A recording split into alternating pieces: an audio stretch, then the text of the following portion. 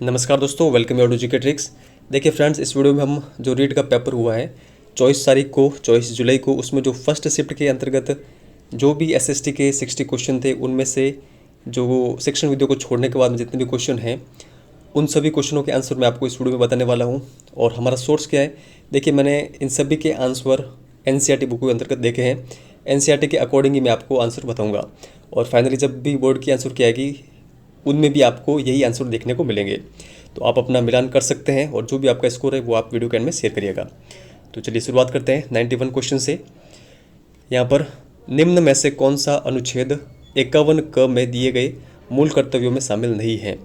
देखिए, जो करों का भुगतान करना है ये इसमें शामिल नहीं है। इसमें शामिल है देश की रक्षा करें, सार्वजनिक संपत्ति को सुरक्षित रखें, वैज्ञानिक दृष्टिकोण का विकास करें। तो ये इसका सही आंसर है। ठीक है, यहाँ पर सेकंड देखते हैं, किस संविधान संशोधन द्वारा मंत्रिपरिषद का आकार निर्धारित किया गया। तो ये होगा 91 संविधान संशोधन। स्वीप संबंधित है, तो देखिए स्वीप किससे संबंधित है, नॉर्मल क्वेश्चन था। मतदाता जागरूकता कार्यक्रम। दो राज्यों के मध्य में जो विवाद होते हैं वो उच्चतम न्यायालय के किस क्षेत्राधिकार के अंतर्गत आते हैं। तो देखिए ये आते हैं मौलिक अधिकार के अंतर्गत। आगे देखते हैं, मूल संरचना का जो सिद्धांत है वो न्यायपालिका के किस वाद में प्रतिपादित किया गया है। तो ये किया गया था केशवानंद भारती वाद के अंतर्गत। बी नंबर ऑप्शन यहाँ पर सही आंसर होगा। आगे देखते हैं, यहाँ पर निम्न में से कौन सा कथन यहाँ पर असत्य है। देखिए जो फर्स्ट कथन है, पृथ्वी को नीला ग्रह भी कहा जाता है, ये सत्य है, सही है। ये पृथ्वी का जुड़वा ग्रह कहलाता है शुक्र, ये भी कथन सही है। शनि को देखिए एक बाह्य ग्रह माना जाता है, ना कि आंतरिक ग्रह। तो ये इसका सही आंसर होगा, ये कथन गलत है। चौथा ऑप्शन क्या है, बुध सूर्य के चारों ओर एक जो परिक्रमण है वो 88 दिनों में पूरा करता है, ये कथन सही है। तो इस क्वेश्चन का सही आंसर क्या होगा, ऑप्शन नंबर सी। जब 0 डिग्री देशांतर पर सुबह के 10 बजे हैं तो 15 डिग्री पूर्वी देशांतर पर कितना समय होगा। तो देखिए इसका सही आंसर होगा ऑप्शन नंबर ए, प्रातः 11 बजे। भूप्रपट्टी के नीचे वह स्थान जहाँ पर भूकंप आरंभ होता है वो क्या कहलाता है। तो देखिए ये कहलाता है फोकस, यानी उद्गम केंद्र। आगे देखते हैं, भूकंप और ज्वालामुखी घटित होने का कारण है। देखिए सारे फैक्ट हमने हमारी जो एनसीईआरटी की ज्योग्राफी सीरीज थी उसमें कवर है ये। तो इसका सही आंसर होगा जो अंतर्जनित बल है इसके कारण। एंगुलहास जो धारा है वो किस महासागर में प्रवाहित होती है। तो ये होती है हिंद महासागर के अंतर्गत। आगे चलते हैं, भारतीय पुरातत्व सर्वेक्षण के पहले जनरल कौन थे। तो ये थे अलेक्जेंडर कनिंघम। आगे यहाँ पर देखते हैं, थेरी गाथा का संबंध, इसके संबंध में देखिए कौन सा कथन यहाँ पर सत्य है वो हमें बताना है। देखिए यह सूत पिटक का हिस्सा है, तो ये कथन तो सही है। और जो तीसरा कथन देखिए यहाँ पर आप, यह विनय पिटक का हिस्सा है। तो देखिए दोनों में से जो यहाँ पर सही कथन है वो है ऑप्शन नंबर फर्स्ट है, ये सूत पिटक का हिस्सा है, ना कि विनय पिटक का। दोनों का तो हो नहीं सकता। तो जिस ऑप्शन में थर्ड दे रखा है वो गलत होगा। तो इसमें अभी थर्ड यहाँ पर दे रखा है तो ये गलत है। सी नंबर ऑप्शन में भी थर्ड दे रखा है, ये भी गलत है। और डी नंबर ऑप्शन में भी दे रखा है तो ये भी गलत होगा। तो इसका सही आंसर क्या होगा फिर, बी नंबर ऑप्शन। आगे यहाँ पर है, वर्धमान महावीर किस वंश से संबंधित थे। तो देखिए ये थे लिच्छवी वंश से। 16 महाजनपदों में मगध प्रथम क्यों था। खेती की उपज अच्छा होना, लोहे की खदानें होना, जंगली हाथी का उपलब्ध होना, या फिर सभी। तो देखिए सही आंसर होगा सभी। लोथल नामक जो हड़प्पई स्थल है वो हमें कहाँ से प्राप्त हुआ है, कहाँ पर प्राप्त हुआ है। तो ये हुआ है गुजरात में। आगे देखते हैं यहाँ पर, बेरीगाजा जो प्राचीन भारत के कौन से बंदरगाह का यूनानी नाम था। तो इसका सही आंसर है भरूच। आगे यहाँ पर देखते हैं, चोल अभिलेखों में भूमि की विभिन्न कोटियों का उल्लेख मिलता है। इसमें से जो वेल्लन वगई का संबंध किससे है। तो देखिए इस भूमि का संबंध है जो गैर ब्राह्मण किसानों को दी जाने वाली, स्वामियों को दी जाने वाली जो भूमि है इससे। ये नंबर यहाँ पर इसका सही आंसर है। आगे देखते हैं, मैगस्थनीज ने मौर्य प्रशासन में सैनिक जो गतिविधियां हैं उनके संचालन के लिए कितनी उप समितियों का उल्लेख किया है। तो सही आंसर है ऑप्शन नंबर बी, 6। गुप्त काल में ब्राह्मणों को जो भूमि दान में दी जाती थी उसको क्या कहते हैं। तो देखिए इसका सही आंसर होगा अग्रहार। चालुक्यों की राजधानी कौन सी थी? तो इसका सही आंसर है एहोल। आगे देखते हैं, ख्वाजा मोइनुद्दीन चिश्ती के दरगाह पर आने वाला पहला सुल्तान कौन था? तो देखिए इसका सही आंसर होगा मोहम्मद बिन तुगलक। पोलज, पर्ती, चाचर व बंजर जो भूमि है किस प्रकार की, ये किस काल से संबंधित है? तो देखिए जितने भी ये भूमियों के प्रकार दे रखे हैं ये सभी मुगल काल से संबंधित है। डी नंबर ऑप्शन यहाँ पर सही होगा। अकबर की सुलेख की जो पसंदीदा शैली है वो कौन सी थी? तो देखिए ये थी नस्तलिक। ऑप्शन नंबर ए इसका करेक्ट आंसर होगा। द रिलीफ ऑफ लखनऊ नामक चित्र 1857 ईस्वी के विषय में किसने बनवाए थे? ठीक है, किसने बनाए थे? तो देखिए इसका सही आंसर होगा थॉमस जोन्स बारकर ने। गुलामगिरी नामक पुस्तक के लेखक कौन है? तो ये आप सभी को पता होगा, ज्योतिराव फुले। आगे देखते हैं, परिवार कल्याण विषय भारत के संविधान की किस अनुसूची में इसको रखा गया है? देखिए इसको मैंने काफ़ी सर्च किया लेकिन मुझे ये फैक्ट कहीं पर मिला नहीं है, और एक जगह जहाँ पर मिला है परिवार कल्याण का, उसमें अनुसूची 7 में बता रहे हैं, लेकिन अनुसूची 7 का तो ऑप्शन ही नहीं है। तो जब भी बोर्ड की आंसर की आएगी तभी हमें पता चलेगा कि इसका सही आंसर क्या है। भारत के संविधान में संशोधन करने की शक्ति किसके पास है? तो ये है संसद के पास। भारत में विधिक सेवा दिवस कब मनाया जाता है? तो देखिए ये मनाया जाता है 9 नवंबर को। आगे यहाँ पर है, भारत के संविधान की उद्देशिका में वर्णित शब्दों का यहाँ पर सही अनुक्रम कौन सा है वो बताना था। तो देखिए इसका सही होगा न्याय, स्वतंत्रता, समता और बंधुता। आगे यहाँ पर है, भारत में लैंगिक अपराधों से बालकों का संरक्षण अधिनियम पॉस्को कब लागू हुआ? तो ये लागू हुआ था 2012 के अंतर्गत। देखिए सारे फैक्ट हमने आरबीएससी के अंतर्गत देखे थे और वहीं से वापस आए हैं ये क्वेश्चन।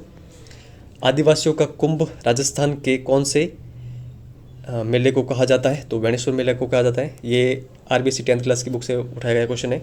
ये भी 10th क्लास की जो आरबीएससी कला संस्कृति की बुक है 10th क्लास की, राजस्थान जीके की, वहाँ से आया है।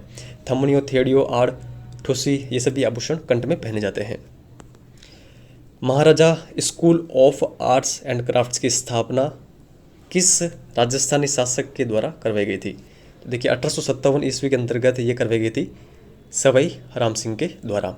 ये सारे फैक्ट हमने कवर करवाए थे हमारे वीडियोज़ के अंतर्गत, जो 10th क्लास की सीरीज थी हमारे राजस्थान जीके की, वहाँ पर। वालर नृत्य किसके द्वारा किया जाता है? तो स्त्री और पुरुष इन दोनों के द्वारा किया जाता है। यहाँ पर देखिए शिक्षण वीडियो के क्वेश्चन है, इनको मैं स्किप कर रहा हूँ, ठीक है। आगे यहाँ पर देखते हैं, यहाँ पर ये देखिए ये क्वेश्चन, उत्तर भारतीय मैदान में जो बाढ़ निर्मित नए युवा निक्षेपों को जाना जाता है तो किस नाम से जाना जाता है? तो इनको जाना जाता है खादर के नाम से। आगे यहाँ पर है, भारत में बहुतायत में पाए जाने वाले वन कौन से हैं? तो देखिए ये वन है उष्णकटिबंधीय पर्णपाती वन। कौन सी फसल को सुनहरा रेशा कहा जाता है? तो पटसन ऑप्शन में नहीं है तो पटसन को ही जूट कहते हैं। बी नंबर ऑप्शन यहाँ पर सही आंसर होगा। यहाँ पर धात्विक खनिज का युग्म कौन सा है वो बताना था, तो मैग्नीज और तांबा इसका सही आंसर होगा। विश्व में सबसे अधिक बिकने वाली कैंसर रोधी जो औषधि है ये भारत के कौन से पौधे में प्राप्त होती है, कौन से पौधे से प्राप्त होती है? ये जो हमारी लेटेस्ट सीरीज थी एनसीईआरटी ज्योग्राफी की, उन पीडीएफ्स के अंतर्गत ये फैक्ट शामिल था। तो हिमालयन यव इसका सही आंसर है।